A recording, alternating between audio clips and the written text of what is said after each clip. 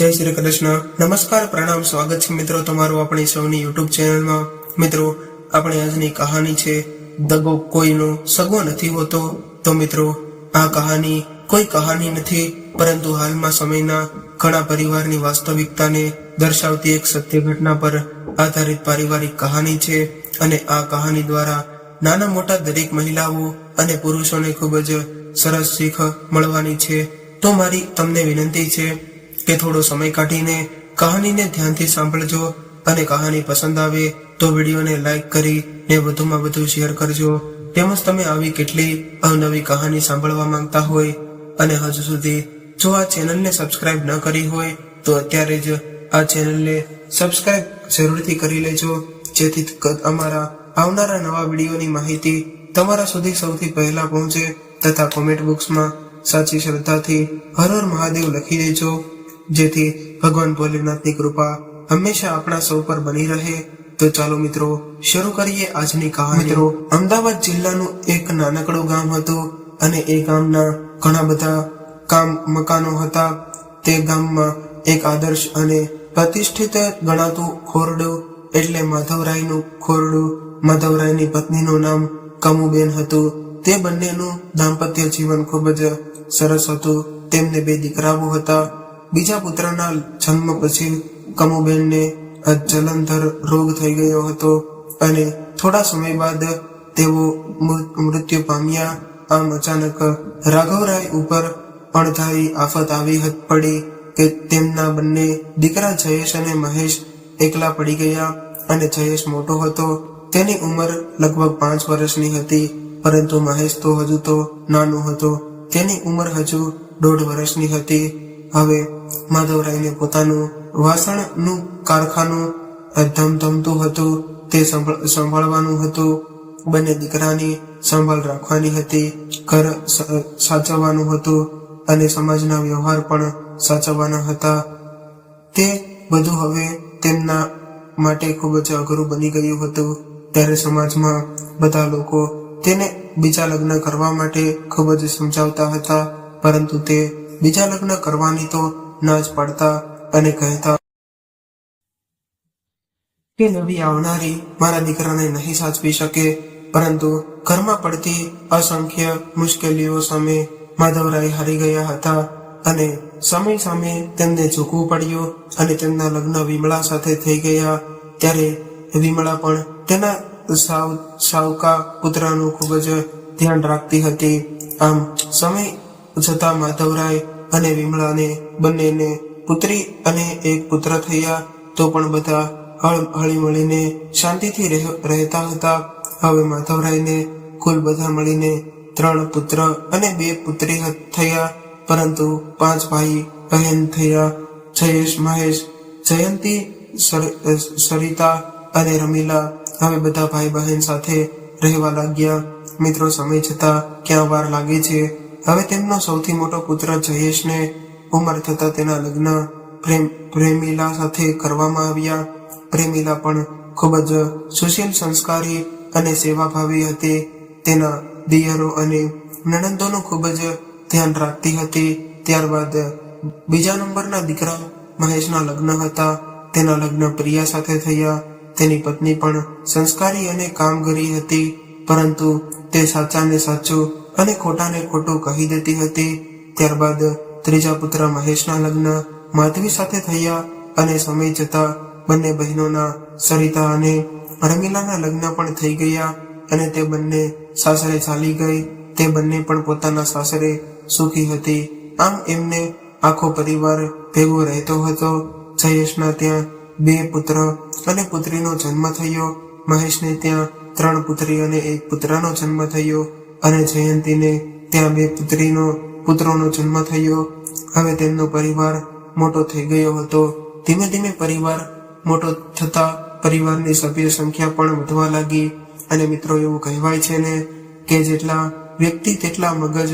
બધાની વિચારસરણી, સમજણ શક્તિ અલગ પડવા લાગી. ધીમે ધીમે એકબીજા વચ્ચે મતભેદ વધવા લાગ્યા અને નવું જૂનું, તારું મારું એવા અનેક પ્રશ્નો આવવા લાગ્યા. અને અંતે માધવરાય અને વિમળા વચ્ચે ખૂબ જ ઝઘડા થવા લાગ્યા અને અંતે તેમના નાના પુત્ર જયંતીને કહ્યું કે હવે મારે ભેગા રહેવું નથી. રોજના કકળાટથી હવે હું ત્રાસી ગયો છું. હવે હું અલગ રહેવા માંગુ છું. એટલે ઘરમાંથી એક ભાગ આપી જયંતીને છૂટો કર્યો.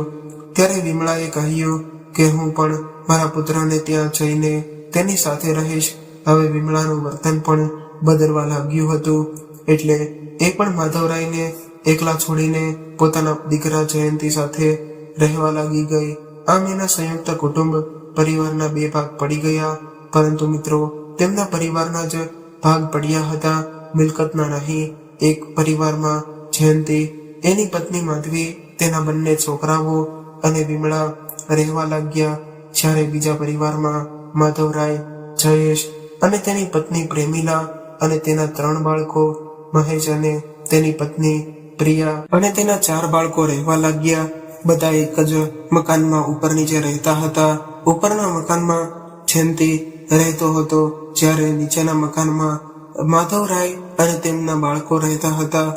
મિત્રો, આમ ચપટી વગાડતા તો એક સંયુક્ત પરિવાર વિખેરાઈ ગયો. આવી રીતે બંને કુટુંબો પોતપોતાની રીતે પોતાનું ગુજરાન ચલાવવા લાગ્યા. માધવરાયના બંને દીકરા મહેશ અને જયેશ એક સાથે કામ કરવા લાગ્યા. જ્યારે જયંતીએ પોતાનું અલગ કારખાનું કરીને કામ કરવાનું વિચાર્યું. જયંતીને હવે તેના ગામમાં રહેવું ફાવતું ન હતું. એટલે તે વિમળા બેન અને તેની પત્ની માધવીને લઈને અમદાવાદમાં રહેવા માટે જતો રહ્યો અને ત્યાં પોતાનું કારખાનું કરીને રહેવા લાગ્યો. આ બાજુ માધવરાયના મોટા દીકરા જયેશ અને મહેશ પણ પોતાનું કારખાનું ચલાવવા લાગ્યા. પોતાનું જૂનું જ વાસણોનું કારખાનું હતું, તે ચલાવવા લાગ્યા. આમ હવે માધવરાય પણ બંને છોકરાઓ સાથે રહેતા ન હતા. તે પોતાના જૂના ઘરે ઉપર રહેવા લાગ્યા અને સવારે મોટા દીકરાને ત્યાં જમે અને સાંજે નાના દીકરાને ત્યાં જમે. આમ બંને પરિવાર ખૂબ જ શાંતિથી રહેવા લાગ્યા. મહેશ અને જયેશનું કારખાનું એક હતું, પરંતુ તેમના રસોડા જુદા હતા. તેઓ એક અલગ ઘરમાં ઉપર નીચે રહેતા હતા. ઉપરના ભાગમાં જયેશભાઈ રહેતા હતા અને નીચેના ભાગમાં મહેશ રહેતો હતો. બંને ભાઈઓને ખૂબ જ બનતું હતું અને બંને દેરાણી જેઠાણી પ્રેમિલા અને પ્રિયાને પણ ખૂબ જ બનતું હતું. બંને બહેનો જેવી રીતે રહેતી હતી. ધીમે ધીમે હવે બંને છોકરાઓ મોટા થવા લાગ્યા. હવે જયેશના મનમાં થોડું ઘણું કપટ આવવા લાગ્યું. જયેશને 2 દીકરા અને 1 દીકરી હતી. એટલે જયેશ મનમાં એવું વિચારતો હતો, જ્યાં સુધી ભેગું છે ત્યાં સુધી હું મારા બંને દીકરાઓને અને દીકરીને સેટ કરી દઉં. જ્યારે મહેશ તો બિચારો એકદમ ભોળો અને સીધો હતો. તેને 3 દીકરી અને 1 દીકરો હતો અને દીકરો પણ એકદમ નાનો હતો. પહેલા 3 દીકરી, પછી નાનો દીકરો. એટલે બિચારા મહેશને તો એ ચિંતા રહેતી કે મારો દીકરીઓ તો છે, આગળ જઈને શું થશે. મહેશ એવું ઈચ્છતો હતો કે જેટલું ભેગું ચાલે એટલું ભેગું ચલાવીને હું મારી છોકરીઓને પરણાવી દઉં. જયેશ પોતાના દીકરાને અને દીકરીને ભણાવવામાં રસ લેતો, જ્યારે નાના ભાઈની છોકરીઓમાં કોઈ રસ ન લેતો. તે હંમેશા મહેશને એવું જ કહ્યા કરતો કે દીકરીઓને શું ભણાવવાની. જયેશની ચડામણીમાં આવીને મહેશ પણ ઘરે એવું જ દબાણ કરતો કે છોકરીઓને ભણવાની કોઈ જરૂર નથી, જેટલું બને એટલું ભણાવવાની. અને મહેશની છોકરીઓ પણ ભણવામાં ખૂબ જ હોશિયાર હતી અને તેને બિચારાને છોકરાઓ નાનો હતો અને છોકરી દેખાવડી પણ ખૂબ જ હતી. પણ મહેશને એક જ વાતની ચિંતા રહેતી કે છોકરીઓનો વસ્તાવને હું એકલો કેવી રીતે પૂરું કરું. જ્યારે તે બાબતમાં જયેશ ખૂબ જ હોશિયાર હતો. જયેશ હંમેશા મહેશને ચડાવતો કે છોકરીઓ વાળા ઘરે આટલા બધા ખર્ચા ન કરાય, આમ ન કરાય, તેમ ન કરાય. બસ હંમેશા જયેશ મહેશના કાન જ ભરેલી કરતો.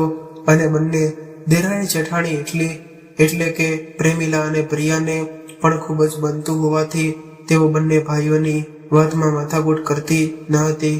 એ લોકો એમ જ સમજતા કે બંને ભાઈઓ કરે છે એ સાચું હશે. મિત્રો, હવે કરીએ મિલકતની વાત. મિલકતમાં માધવરાય એક કારખાનું ઊભું કર્યું હતું. જે કારખાનું ઘણું મોટું હતું અને તેમાં ઉપરના ભાગમાં રહેવાનું હતું અને નીચેના ભાગમાં કારખાનું હતું. ઉપરના ભાગમાં આગલો ભાગ માધવરાયે જયંતિના નામે કરી દીધો હતો, જ્યારે ઉપરના પાછલા ભાગમાં માધવરાયે હતા અને નીચેના બધી જ જગ્યાએ કારખાનું હતું. અને બંને ભાઈઓ પણ કારખાનામાં ખૂબ જ મહેનત કરીને એકબીજાને 2 માળનું ઘર પણ વસાવ્યું હતું. એ નવા 2 માળના ઘરમાં ઉપર જયેશ રહેતો હતો અને નીચે મહેશ રહેતો હતો. જયંતિ હવે અમદાવાદ રહેવા ચાલ્યો ગયો હતો, એટલે જયંતિના ભાગમાં આવેલું જૂનું આગળના ભાગનું ઘર એણે બંધ કર્યું હતું. કારખાનું પણ ખૂબ જ મોટું હતું, એટલે અત્યારે જોઈને તે લોકોને કોઈ પણ સમસ્યાઓનો સામનો કરવો ન હતો. મહેશ બિચારો ભોળો અને ભોળો જ હતો. તેણે એમ કહ્યું હતું કે મારો મોટો ભાઈ થોડો મને દગો કરવાનો છે. મહેશ તેના મોટા ભાઈ જયેશને રામ જેવો દરજ્જો આપતો હતો, પણ જયેશના મનમાં મહેશના પરિવાર પ્રત્યે ખૂબ જ ઓછી લાગણી હતી. જ્યારે મહેશ તો બિચારો ભાઈ અને ભાભી કરતા મોટું સુકાતું ન હતું, અને મહેશને તો એના ભાઈ અને ભાભી તેના સર્વોપરી હતા. જ્યારે પ્રિયા ઘણું કહેતી કે તમે સાચવજો, તો પણ મહેશને કોઈનું સાંભળવાતું નહોતું. એના મગજમાં તો એના વાત ઘર કરી ગઈ હતી કે મારું છોકરીઓ વાળું ઘર છે, જો હું જુદો થઈશ તો તું રસ્તે રખડી જઈશ. એટલે મહેશ બિચારો જે તેનો ભાઈ કહે તે મૂંગા મોઢે કહેતો હતો. મહેશની પત્ની પ્રિયા ખૂબ જ હોશિયાર હતી. તેને ખબર પડી હતી કે સમય જતા આ સંયુક્ત કુટુંબનું શું પરિણામ આવવાનું છે. તેથી તે હંમેશા મહેશને કહેતી રહેતી કે હવે આપણે જુદા થઈ જઈએ, હવે આપણે આપણું અલગ ઊભું કરીએ. પરંતુ મહેશ તેની વાત આગળ પણ નહોતો લેતો, અને મહેશ તેને એમ કે જયેશ તો તેનો મારો ભગવાન રામ જેવો ભાઈ છે, તે થોડો મને દગો કરવાનો છે. પરંતુ તેને ક્યાં ખબર હતી કે આગળ જતા તેનો મોટો ભાઈ તેને ક્યાંય નહીં રાખે. હવે જયેશના મોટા દીકરાના લગ્ન થવાના હતા, ત્યારે પણ જયેશ દાવ રમી ગયો. ત્યારે તેણે મહેશને કહ્યું કે તારા ભાગમાં જે અત્યારે આવેલા દાગીના છે તે તું મને આપી દે. જ્યારે તારા ઘરે લગ્ન પ્રસંગ આવશે ત્યારે હું તને પાછા આપીશ. અત્યારે આપણે એ ઘરેણાથી આપણી નવી વહુના ઘરેણા કરાવી લઈએ. એટલે મહેશે ઘરમાં પ્રિયાને પણ પૂછ્યું નહીં, અને એના ભાગમાં દાગીનાના જયેશને આપી દીધા. જ્યારે નવી વહુના દાગીના લેવા જવાનું થયું, ત્યારે મહેશની વહુને ખબર પડી કે આ તો મારા દાગીના પણ આમાં વપરાઈ ગયા છે. આ પ્રિયા માટે પહેલો ઝટકો હતો, અને જયેશના કપટ પર મહેશની હાર હતી. પ્રિયાએ ઘરે આવીને મહેશને કહ્યું કે તમે શા માટે મને વાત ન કરી કે મારા દાગીના પણ તમે મોટા ભાઈને આપી દીધા છે. તો મહેશ કહે ભલે ને અત્યારે લીધા, આપણે ત્યાં પ્રસંગ આવશે ત્યારે તે પાછા આપી દઈશું.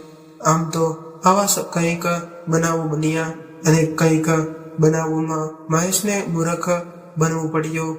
જયેશ એટલો હોશિયાર હતો કે બંને ભાઈઓએ જેટલી ભાગમાં મિલકત વસાવી હતી તે બધી જ મિલકત જયેશે પોતાના નામ પર કરી લીધી હતી. અને મહેશને એમ કે મારો મોટો ભાઈ થોડો મને દગો કરવાનો છે. આમ કારખાનું અને દુકાન બંને જયેશે પોતાની કપટ નીતિથી પોતાના નામ પર રાખ્યું.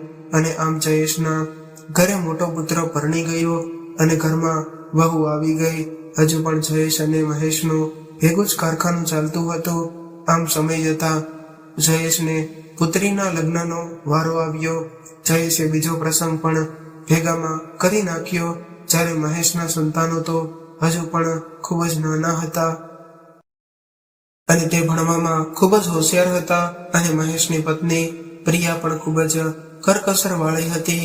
જયેશ મહેશને ઊંધું ચતું સમજાવ્યા કરતો, અને મહેશને એમ કે 3 દીકરીઓમાં હું શું કરીશ એમ વિચારીને તે જયેશનું માન્યા કરતો.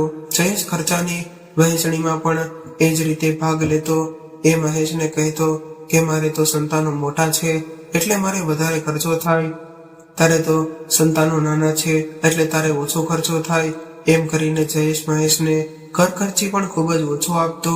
જ્યારે પ્રિયા એને પૂછતી કે ભાભીને પણ તમે મારા જેવી જ ખર્ચી આપો છો, ત્યારે મહેશે હા પાડતો. જયેશ ઘર ખર્ચાના 2500 રૂપિયા લેતો, જ્યારે મહેશ જે ઘર ખર્ચાના 1500 રૂપિયા આપતો. આવા તો કેટલાય બાબતો બન્યા હતા જેની પ્રિયાને પણ જાણ હતી, પણ મહેશ તેને નજરઅંદાજ કરતો હતો. ત્યારબાદ થોડા ટાઈમ પછી બંને ભાઈઓએ મહેનતથી ત્રીજું ઘર લીધું. એ ત્રીજું ઘર આમ તો ખૂબ જ સરસ હતું, પરંતુ આગળ આંગણું ન હતું અને પાણીનો પણ થોડો પ્રોબ્લેમ હતો. હવે એ ઘર પણ તૈયાર થઈ ગયું, પણ પહેલા ઘરની સરખામણીમાં બીજું ઘર ઘણું ઉતારતું હતું. હવે ત્યાં રહેવા જવાની વાત આવી ત્યારે પ્રિયા તો પહેલેથી જ ના પાડતી હતી કે હું ત્યાં રહેવા નહીં જાઉં, પણ બિચારી પ્રિયાનું કોણ સાંભળવાનું હતું. આ ઘરની બાબતમાં પણ જયેશ દાવ જીતી ગયો. એટલે જયેશે મહેશને કહ્યું કે નવા ઘરમાં તું રહેવા જા. જૂનું ઘર ઉપર નીચે હોવાથી મારા બંને છોકરા સચવાઈ જશે અને તારે તો એક જ છોકરો છે, એટલે તને નવા ઘરમાં સારું ફાવશે. ત્યારે મહેશ બિચારો તેમાં પણ હા ભણી ગયો અને હવે આ બાજુ પ્રિયા આ વખતે કોઈ કાળે નવા ઘરમાં રહેવા જવા તૈયાર ન હતી, કારણ કે નવા ઘરમાં પાણીની ખૂબ જ સમસ્યા હતી અને નવું ઘર અંધારિયું પણ હતું અને આગળ આંગણું પણ ન હતું.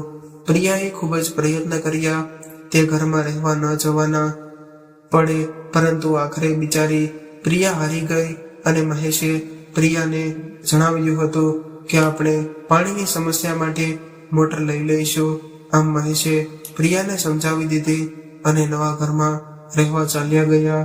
આ બાજુ નવા ઘરમાં આવ્યા પછી મહેશને પણ પાણીની મોટરની સગવડ ન થઈ, એટલે મહેશ મોટર ન લઈ શક્યો અને નવા ઘરમાં ઉપર ઉચકીને પાણી ભરવાનું હતું. એટલે ઘરમાં રોજ ઝઘડા થતા. બિચારી મહેશની અને પ્રિયાની છોકરીઓ આ ઝઘડાને બચાવવા માટે પોતાનાથી બનતું બધું જ કરતી અને બિચારી નાની નાની છોકરીઓ હોવા છતાં પાણી ઉચકીને ટાંકી ભરતી, જેથી પ્રિયાને પાણી ન ભરવું પડે અને મમ્મી પપ્પા વચ્ચે ઝઘડા થાય. બિચારી છોકરીઓ ખૂબ જ સહેમી રહેતી, પણ મહેશ અને પ્રિયાના ઝઘડા તો ખૂબ જ ચાલતા. આમાં વાંક મહેશનો પણ ન હતો અને પ્રિયાનો પણ ન હતો, પણ સંજોગોનો વાંક હતો. આમ ઝઘડા કરતા મહેશનો પરિવાર નવા ઘરમાં સેટ થઈ ગયો હતો. હવે મહેશના પરિવારને સમજવાની અને મહેશને સમજાવવાની ટેવ પડી ગઈ હતી. હવે પ્રિયા પણ ખૂબ જ જીદ કરતી ન હતી. પ્રિયાને એમ હતું કે શાંતિથી રહીએ છીએ, ત્યાં વળી ક્યાં કંકાસ ઉભો કરવો. આમ તો હવે કેશવરાયનું એક દિવસ મૃત્યુ થયું.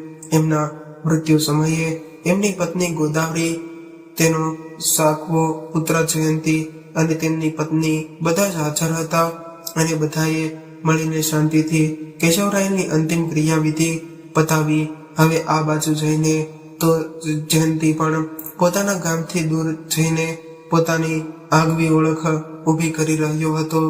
તેને પણ તેની મહેનતથી અને તેની પત્ની માધવીના સાથથી પોતાનું આગવું કારખાનું ઊભું કર્યું હતું. જયંતીને પણ ખૂબ જ તકલીફ પડી હતી. તેને તો તેના બાળકો પણ નાના હતા. તેને તેના બાળકોને પણ ખૂબ જ ભણાવ્યા હતા અને પોતાના ધંધામાં બાળકોને સેટ પણ કરી દીધા હતા. એટલે એકંદરે જોઈએ તો જયંતીનો પરિવાર પણ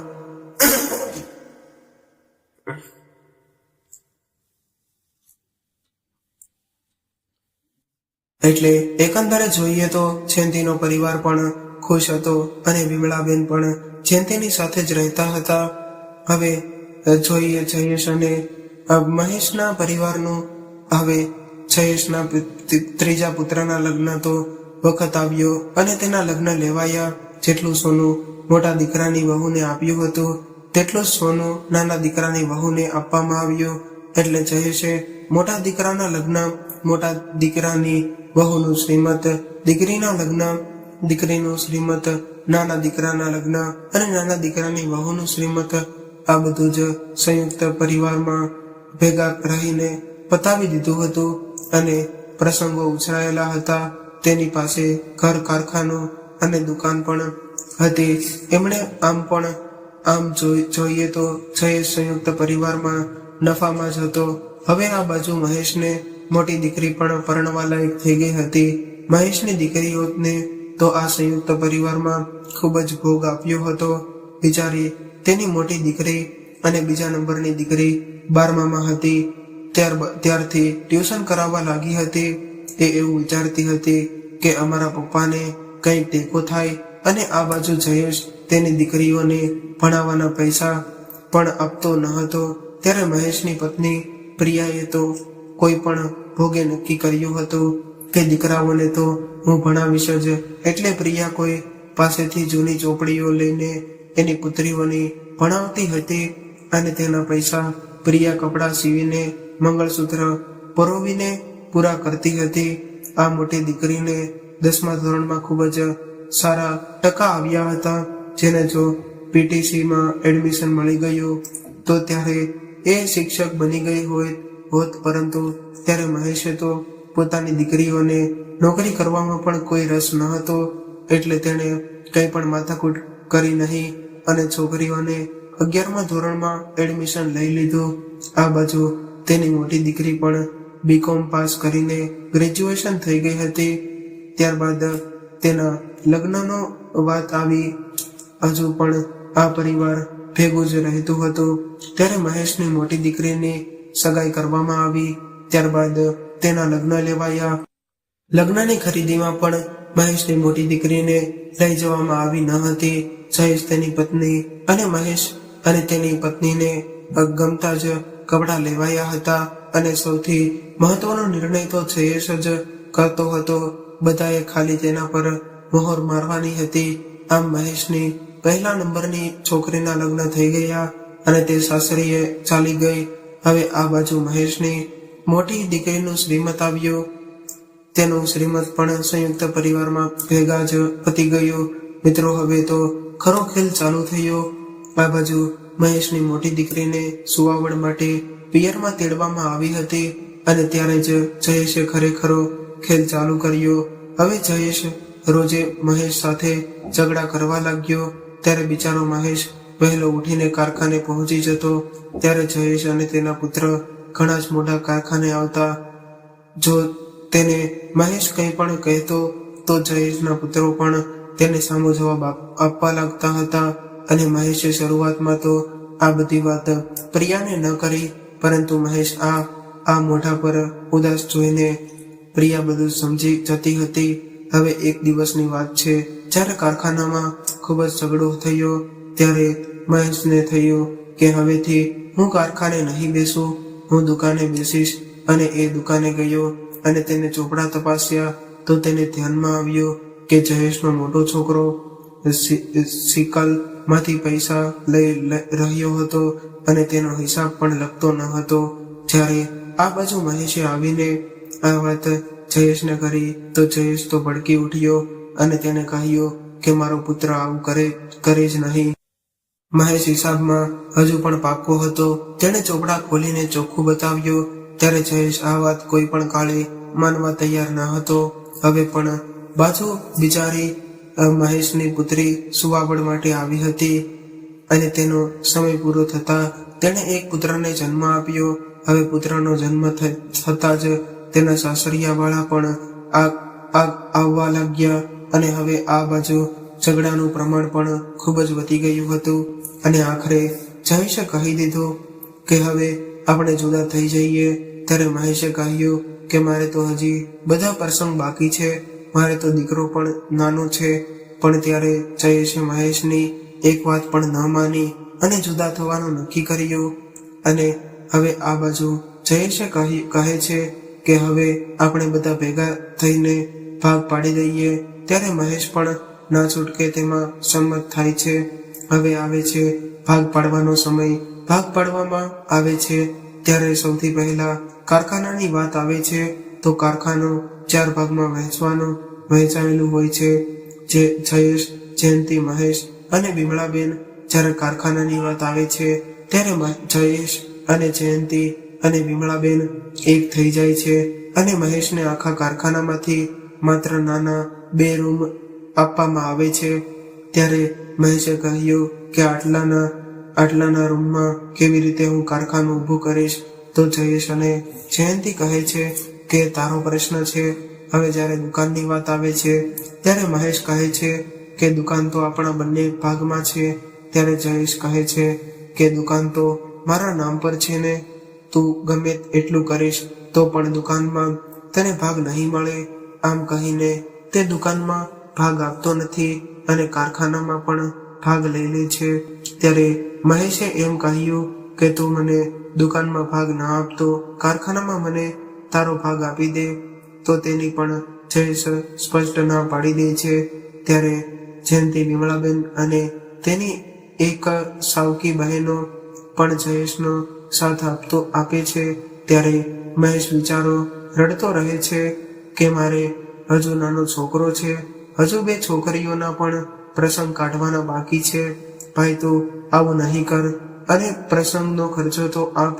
પરંતુ ત્યારે જયેશ બધું જ આપવાની ના પાડી દે છે અને ઉપરથી ભાગમાં થોડુંક દેવું નીકળતું હોય છે.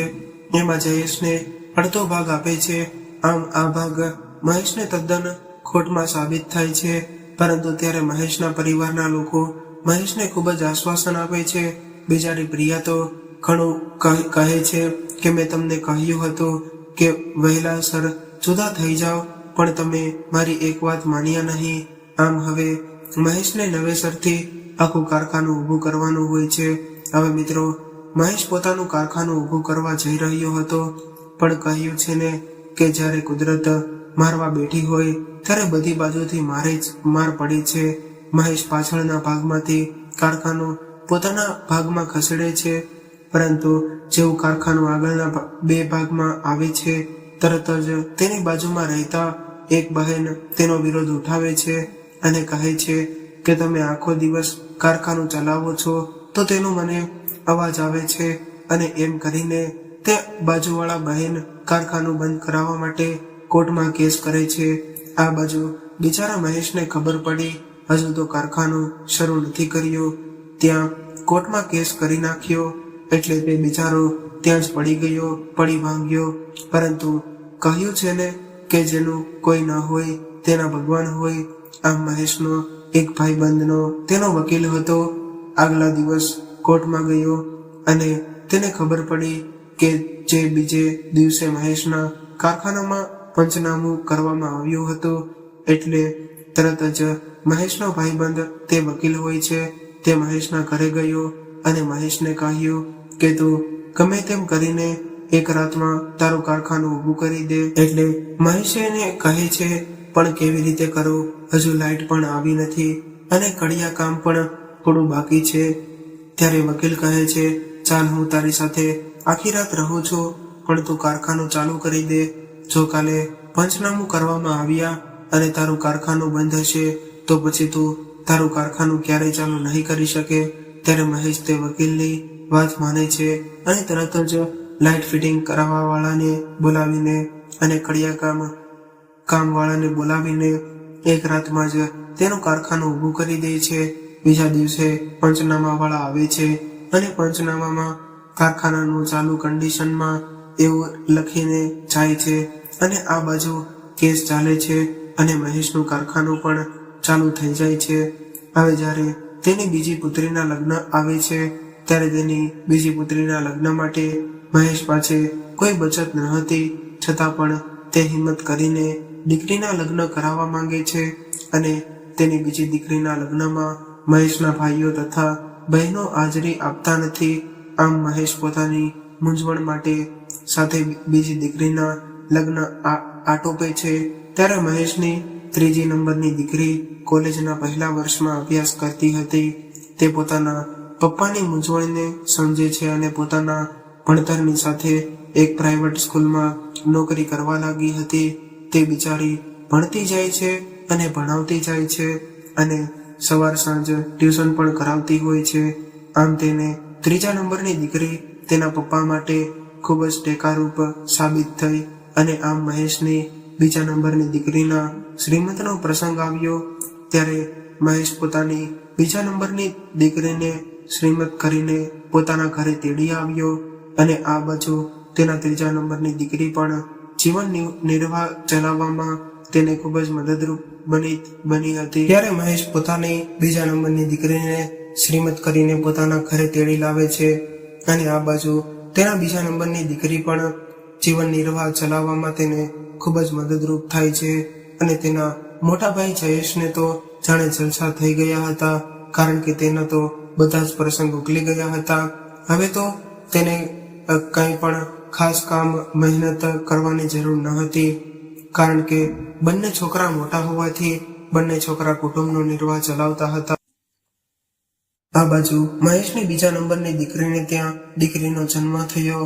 હવે બિચારા મહેશ તેના જીણિયાની પણ ચિંતા થવા લાગી હતી, પરંતુ ત્યારે મહેશની ત્રીજા નંબરની દીકરી જીણિયાનો બધો ખર્ચો પોતે ઉપાડી લીધો હતો। તે પોતે પોતાની બહેનનું જીયાણું કરે છે અને આમ મહેશ પોતાની દીકરીને ભર્યા કોળે પોતાના સાસરે વિદાય કરે છે। આવી રીતે થોડા સમય બધું ચાલ્યા બાદ અચાનક એક દિવસ મહેશને હૃદય રોગનો હુમલો આવ્યો અને તે ઘરમાં જ બેભાન થઈ ગયો। ત્યારે ઘરમાં ફક્ત તેની પત્ની જ હતી। નાની દીકરી નોકરી કરવા ગઈ હતી અને દીકરો ભણતો હતો।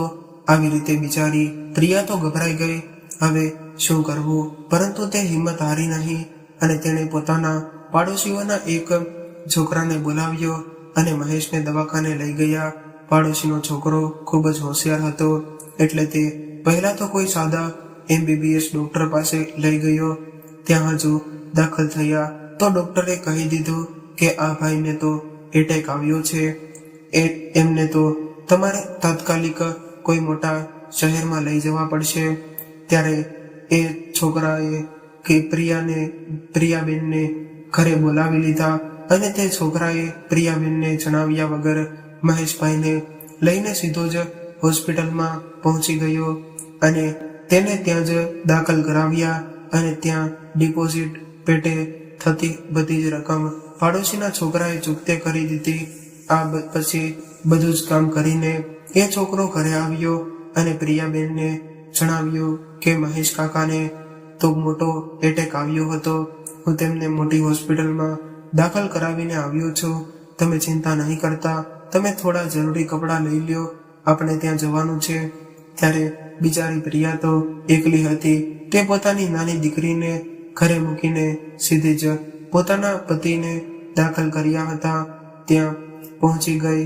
મહેશભાઈને થોડા દિવસ ત્યાં રાખ્યા અને પછી રજા આપીને ઘરે લાવ્યા। પછી જ્યારે મહેશભાઈના છોકરાને ખબર પડી ત્યારે તેમનો છોકરો ખૂબ જ ખીજાયો અને લોકોને કેમ ન જણાવ્યું। પછી બધાએ તેને ખૂબ જ સમજાવ્યો અને પછી તે શાંત પડ્યો। આમ હવે મહેશ પાસે આવકનું કોઈ પણ સાધન ન રહ્યું। આ રીતે મહેશ ભાઈને લગભગ 2 મહિના સુધી સતત આરામ કરવો પડ્યો। ત્યાં સુધી તેમનું કારખાનું લગભગ બંધ જ થઈ ગયું હતું। ત્યારે જ ઘરની સૌથી નાની દીકરીની આવક પણ ઘર ચાલતું હતું, કારણ કે હજુ તો તેનો નાનો દીકરો ભણતો હતો, તેથી તેનો ખર્ચ પણ કાઢવાનો હતો। પરંતુ સાથે સૌથી નાની દીકરી એ બધું સંભાળી લીધું હતું। હવે લગભગ મહેશને ઘણું સારું થઈ ગયું હતું, તેથી તે પણ તેનું કારખાનું ચલાવવા લાગ્યો। ભગવાનની દયાથી તેની તબિયત પણ સારી રહેતી હતી। આ રીતે દીકરો પણ પોતાનું થોડું ઘણું ભણતર પૂરું કર્યું અને આગળ ભણવા માટે જતો રહ્યો। હવે મહેશના સંસ્કારનું ગાડું ખૂબ જ સારી રીતે ચાલી રહ્યું હતું, તેમજ તેમની બધી જ દીકરીઓ પોતાના સાસરે સુખી હતી। બસ મહેશને હવે 2 પ્રસંગ ઉકેલવાના બાકી હતા, પણ તેની નાની દીકરીને તેને ખૂબ જ મદદરૂપ થતી હતી। નાની દીકરી ઘરના ખર્ચાને પહોંચી પોતાના ભાઈઓને પણ ભણાવતી હતી। મહેશની નાની દીકરીની પણ સગાઈ થઈ ગઈ અને તે પણ તેની નોકરી અને ટ્યુશન છોડીને સાસરે ગઈ। હજુ પણ મહેશનો નાનો દીકરો ભણતો હતો અને હવે તેની દીકરીની આવક બંધ થઈ ગઈ હતી। તેની મહેશને ઘરમાં મુશ્કેલી પડવા લાગી। હવે મહેશને પોતાના દીકરાને પણ ભણાવવાનો હતો, ઉપરાંત ઘરનો ખર્ચ પણ ઉપાડવાનો હતો, એટલે તેને ઘરમાં ખૂબ જ મુશ્કેલી પડવા લાગી. તેથી તે વ્યાજે ઉધાર પૈસા લેવા લાગ્યો. મહેશને એમ હતું કે કારખાનું ચાલશે તેમ દેવું ભરી દઈશ, પરંતુ મિત્રો કહ્યું છે ને કે એકવાર તમે દેવાના ખાડામાં ઉતરો પછી ક્યારેય બહાર નીકળતા જ નથી. આમ મહેશ દેવાના ખાડામાં ઉતરતો ગયો અને ઘરમાં સુખ શાંતિ રહે એટલે તે ઘરમાં કઈ વાત કરતો ન હતો. ત્યારે મહેશને એમ હતું કે ઘરનાને કહીને એમને દુખી ન કરવા જોઈએ, પણ આમ ને આમ મહેશ દેવામાં ઉતરતો ગયો અને ઉતરતો જ ગયો. અને આમ થોડા સમય પછી મહેશને બીજો હૃદયરોગનો હુમલો આવ્યો અને ઘરમાં વધુ ખાડો ઊંડો થઈ ગયો. મહેશની બીજા નંબરની દીકરીએ સંભાળી લીધું હતું. હવે એ દિવસ એવો આવ્યો કે મહેશને ખૂબ જ દેવું વધી ગયો અને ઘર વેચવાનો વારો આવ્યો. પણ ત્યારે મહેશને ઘરના બધા જ સભ્યોએ ખૂબ જ સાથ આપ્યો અને બધી દીકરી અને દીકરા અને તેની પત્નીએ પણ ખૂબ જ સાથ આપ્યો અને ઘર સાવ સસ્તી કિંમતે વેચાઈ ગયો અને કેટલાય ભાડે નહીં રહેલો પરિવાર આજે ભાડે રહેવા મજબૂર થયો. ઘરનું ઘર વેચીને તેમણે દેવું ભર્યું અને તે ભાડે રહેવા લાગ્યા. હજુ પણ મહેશનું જીવન સુખી નહોતું, કારણ કે તેનું દેવું વધી ગયું હતું. આમ જેમ તેમ કરીને મહેશે પોતાના ઘરનું ગાડું ચલાવતો હતો અને તેનો દીકરો પણ ભણીને ઘરે આવી ગયો. તેને હવે આગળ ભણવાનું હતું. તે ભણવા માંગતો હતો અને મહેશને તેને ભણાવવું પણ હતો. જ્ઞાતિમાં બધા રહેતા હતા. તે હવે તમારી તબિયત સારી નથી રહેતી તો છોકરાને ધંધામાં લગાડી દે, પરંતુ મહેશ કહેતો ને કે ના, મારા જેવી જિંદગી મારા દીકરાને નથી કરવી. માટે મહેશે ક્યારેય પોતાના દીકરાને ભણાવવા માટે ના પાડી નહોતી. તેને હંમેશા દીકરાની ફી ભરીને ખેંચ પડતી, પરંતુ તેણે ક્યારેય પોતાના દીકરાને ભણાવવાની ના પાડી ન હતી. તે હંમેશા ઈચ્છતો કે મારો પુત્ર ભણી ગણીને સારી નોકરી કરે. પણ મહેશના કટોકટીના સમયમાં પણ તેને એની બીજા નંબરની દીકરીનો બધું જ સાથ આપતી હતો. તે હંમેશા તેના મમ્મી પપ્પાનો પડછાયો બનીને રહેતી હતી અને મહેશના જીવનની કસોટી હજુ બાકી હતી. તો તેની નાની દીકરીને જ્યાં પરણાવી હતી એ બિચારીને તો પપ્પાના ઘરે પણ એવું હતું અને અહીં સાસરે પણ બિચારીને બધું બહુ દુઃખ હતું. તેનો પતિ તેને કોઈ સાથે વાત કરવા નહોતો દેતો. બિચારીને લગ્ન પછી 2 મહિનામાં જ પ્રેગ્નન્સી રહી ગઈ. માટે તે લગ્ન પછી ક્યારેય પિયરમાં ના ગઈ અને તેનો પતિ તેને સરખી રીતે તેના પિયર સાથે વાત પણ કરવા દેતો ન હતો. બિચારીના 9 મહિના તો પારણે ગયા, પણ પછી 9 મહિના પછી તેણે એક પુત્રીને જન્મ આપ્યો. પછી તો તેના સાસરિયા બહુ જ ત્રાસ આપવા લાગ્યા, કારણ કે તેના સાસરિયા વાળાને પણ પુત્ર જોઈતો હતો. અને જ્યારે નાની દીકરીના પિયરિયા આવે ત્યારે તેનો પતિ તેની સાથે જ રહેતો, જેથી તેના પિયરિયાને કોઈ પણ વાતની ખબર ન પડે. આમ બિચારી અસહ્ય દુઃખ સાથે જિંદગી જીવી રહી હતી. તેને તો પોતાનું અસ્તિત્વ જ ગુમાવી દીધું હતું અને સાવ સુધબુધ ગુમાવી વિચારી રહી હતી કે એને તો સાસરે પાછું જ જવું છે, કારણ કે તે સમાજથી ડરતી હતી. પછી મહેશે જ ત્રાહિત વ્યક્તિને ફોન કરીને જણાવ કરી અને પછી પહેલી મીટિંગ થઈ અને તેના પતિએ તો તેનો જાણે કંઈ જ પડી નહોતી. તેણે તો પોતાની પત્નીને તો ઠીક, પણ તેની દીકરી સાથે પણ જોયું નહીં. અને બિચારી જયંતીની દીકરી ખૂબ જ કરગરી, પણ તેને પતિ તો સાવ જ નિષ્કૃષ્ટ થઈ ગયો હતો. હવે મહેશે સમાજના આગેવાનોને ભેગા કરી મીટિંગ કરવાનું નક્કી કર્યું. પણ હવે તો મહેશની દીકરી પણ થોડી મક્કમ મનથી થઈ ગઈ હતી. તેણે વિચાર્યું કે આ માણસને અત્યારે મારી નથી પડી તો આગળ જઈને મને શું સાચવશે. એટલે તેણે નક્કી કરી લીધું કે જો શાંતિથી વાત કરે તો ઠીક છે, નહીંતર આગળ વધવામાં કોઈ સાર નથી. પછી પંચના માણસો ભેગા થયા અને બધી જ વાત થઈ, પણ તેનો મિજાજ તો એનો એ જ હતો. તે કોઈની વાત સાંભળવા માંગતો જ ન હતો, કોઈની કોઈ શરમ પણ રાખતો ન હતો. હવે મહેશની દીકરીએ ખૂબ જ સમજી વિચારીને કહ્યું કે મારે હવે આ વ્યક્તિ સાથે નથી રહેવું, મારે જ હવે છૂટાછેડા જોઈએ છે. તો એ પણ સરળતાથી સંમત થઈ ગયો. પછી દીકરીની વાત આવી તો તે કહે કે તારે રાખવી હોય તો તું રાખ, અને ના રાખવી હોય તો મને આપ, પણ પાછી તારે ક્યારેય તે છોકરીને મળવાનું નથી. હું એને મારી પણ નાખું. અને આવા તેના પતિના શબ્દો સાંભળીને તે ગભરાઈ ગઈ. અને આમ પણ તેને એ ઘરમાં જોતું હતું એ એક માં વગરની દીકરીની શું હાલત થાય છે, કારણ કે તેના જેઠના પણ છૂટાછેડા થયેલા હતા અને તે પણ એક દીકરીને મૂકીને ગઈ હતી. તે દીકરીને તેની સાવકીમાં સહેલી સહેજ પણ સાચવતી ન હતી. એટલે મહેશની દીકરીએ કહ્યું કે હું જ આ દીકરીને રાખીશ. તો તેના પતિએ કહ્યું કે હું એક પણ રૂપિયો નહીં આપું. તો દીકરી કહે છે કે મારે તારું કંઈ નથી જોતું. આમ પંચ સમક્ષ બંનેના કોર્ટના કાગળ દ્વારા છૂટાછેડા થયા અને પછી બધા ઘરે આવ્યા. હજુ મહેશની દીકરી બિચારી ખૂબ જ રડતી હતી. તેને સમજાતું ન હતું કે તે શું કરે, અને તે મરી પણ નહોતી શકતી, કારણ કે તેના પર તેની દીકરીની જવાબદારી હતી. પરંતુ મિત્રો, કહ્યું છે ને કે સમય બધા જ જખમની દવા હોય છે, તેમ સમય જતા ઘરમાં સહારાની તો થોડી તેના દુઃખ ભર્યા જીવનમાંથી બહાર આવી. અને સમય જતા મહેશની દીકરીએ સત્યને સ્વીકારી લીધું અને વિચાર્યું કે હવે હું મારી જિંદગી મારી રીતે જીવીશ અને હું મારા પપ્પા પર બોજ નહીં બનું. તેમ વિચારીને તે પહેલા જ્યાં નોકરી કરતી હતી ત્યાં ગઈ અને ત્યાં જઈને તેણે જણાવ્યું કે તેને નોકરીની જરૂર છે.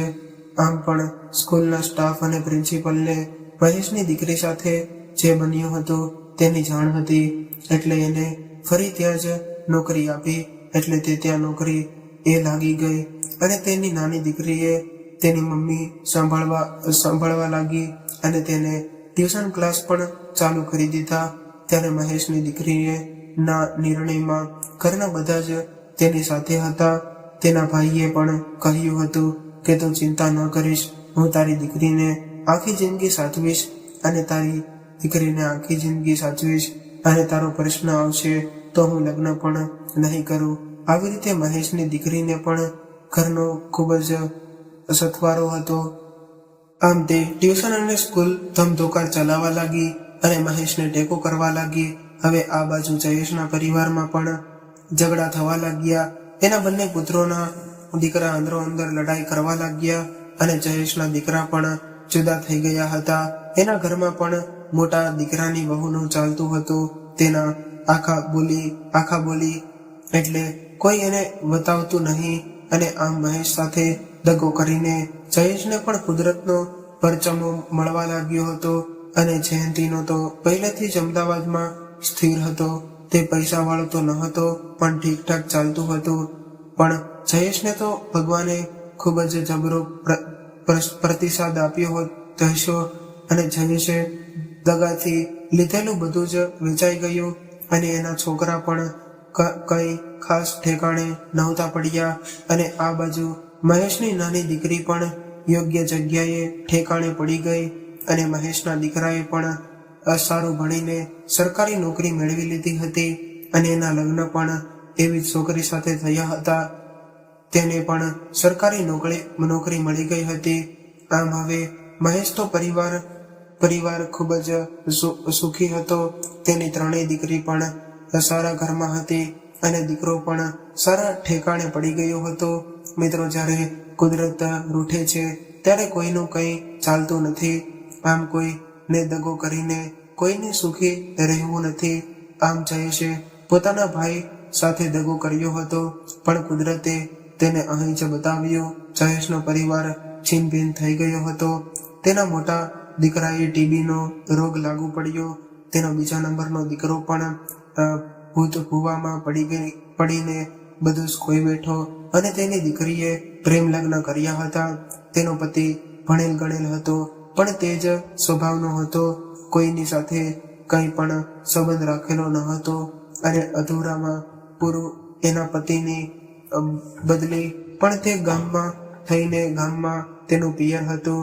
એટલે તેને વિચારીને તેના ભાઈનું પણ દુઃખ જોવાનું નસીબમાં આવ્યું અને આમ વિચારી બંને ભાઈએ દુઃખને જોઈને ખૂબ જ દુઃખી થવા લાગ્યા. પરંતુ તેના મમ્મી પપ્પા સ્વર્ગલોકે સિધરવાયા હતા.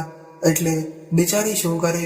આમ બિચારી ભાઈને બંને એટલી મદદ કરતી. જયંતીએ ગામ છોડીને કંઈ ખાસ પ્રગતિ કરી ન હતી.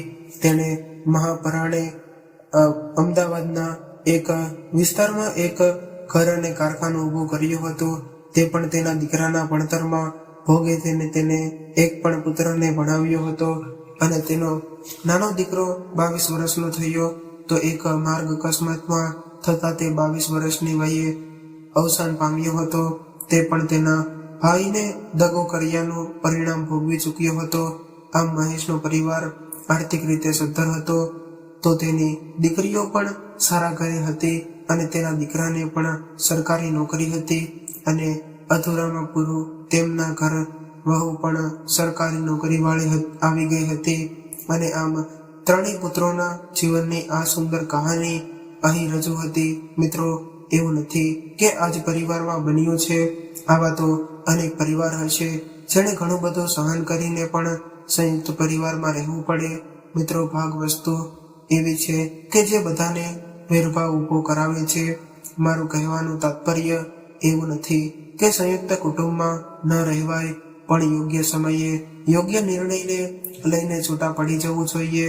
ભાઈ ભાઈમાં કપટ ના કરાય અને જેનો જે હિસ્સો હોય એને તેનું આપી દેવું એ યોગ્ય છે. દગો કોઈનો સગો નથી હોતો અને દગો કરવો જ શા માટે જોઈએ? સૌના સમયે સૌને બધું મળી રહે છે. સૌ નસીબનું સૌને મળી રહે છે. પછી અન્યાય શા માટે કરવો જોઈએ? તો મિત્રો, આ કહાની સંયુક્ત કુટુંબ અહીં પૂર્ણ થાય છે. તો મિત્રો, આ કહાની કેવી લાગી કોમેન્ટ કરીને જરૂરથી જણાવજો.